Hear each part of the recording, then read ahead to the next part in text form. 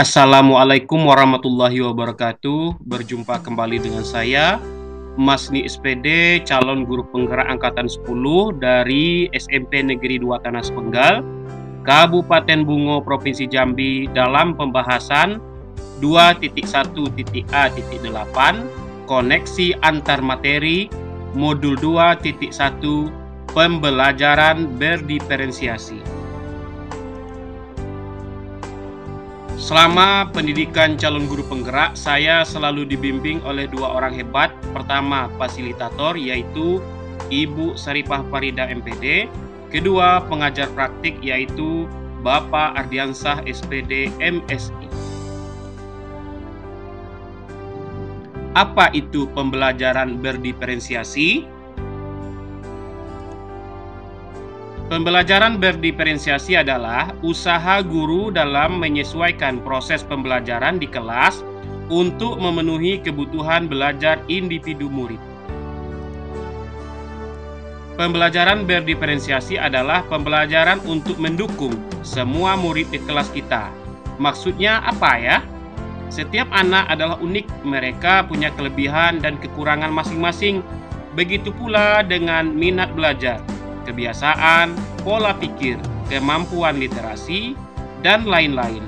Nah, disinilah diperlukan usaha guru untuk memenuhi kebutuhan belajar murid yang berbeda-beda, agar mereka merasa nyaman saat belajar di kelas. Tentunya tujuan pembelajaran akan tercapai. Lalu bagaimana cara untuk dapat melakukan pembelajaran diferensiasi di kelas? Agar dapat melakukan pembelajaran berdiferensiasi, guru harus: pertama, memahami tujuan pembelajaran. Kedua, memahami dan merespon kebutuhan belajar murid. Ketiga, menciptakan lingkungan belajar yang mengundang murid untuk belajar. Keempat, melakukan manajemen kelas yang efektif. Kelima, melakukan penilaian berkelanjutan. Berkaitan dengan kebutuhan belajar murid, guru harus memahami 3 aspek berikut. Pertama, kesepakatan belajar murid atau readiness. Kedua, minat murid. Ketiga, profil murid. Kita awali dari yang pertama, kesiapan belajar murid. Mengharuskan guru untuk menilai pengetahuan awal dan menentukan apa yang telah murid ketahui dan di mana murid berada. Kedua, minat murid. Minat setiap anak pasti berbeda-beda. Minat adalah salah satu motivator penting bagi murid untuk terlibat aktif dalam proses pembelajaran. Ketiga, profil belajar murid. Ada 4 dimensi. Yang pertama, lingkungan. Yang kedua, budaya. Yang ketiga, gaya belajar. Yang keempat, kecerdasan majemuk. Kebutuhan belajar murid dapat diidentifikasi berdasarkan cara-cara berikut. Yang pertama, mengamati perilaku murid-murid. Yang kedua, mengidentifikasi pengetahuan awal.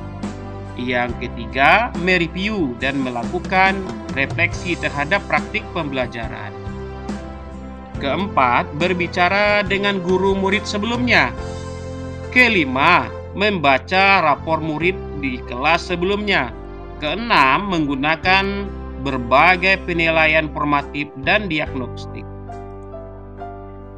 Strategi untuk mendiferensiasi pembelajaran yaitu diferensiasi konten, diferensiasi proses, diferensiasi produk. Kita awali dengan diferensiasi konten. Berkaitan dengan apa yang kita ajarkan seperti materi, konsep, atau keterampilan yang perlu dipelajari berdasarkan kurikulum. Mendiferensiasi konten dapat dilakukan membedakan pengorganisasian atau format penyampaiannya, bukan mengubah atau menurunkan standar kurikulum. Selanjutnya, diferensiasi proses.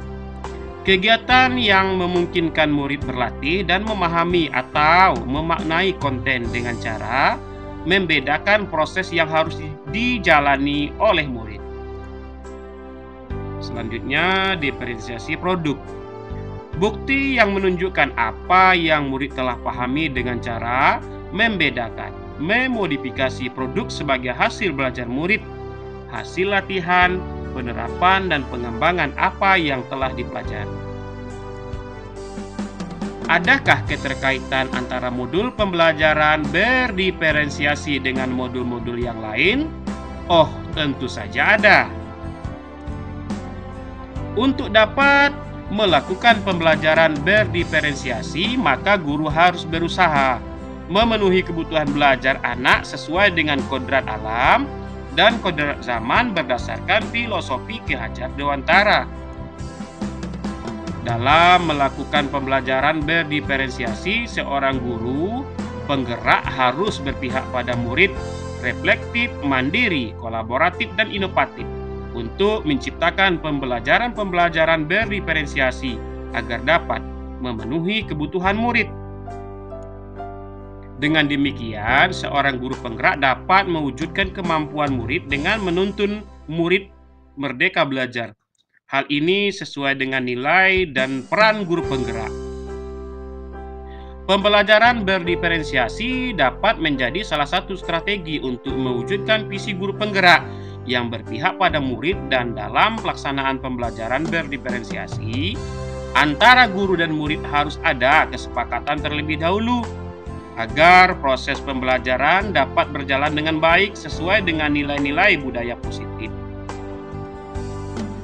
Demikianlah pemaparan koneksi antar materi modul 2.1 pembelajaran berdiferensiasi. Terima kasih. Sehat selalu CGP Angkatan 10 se-Indonesia.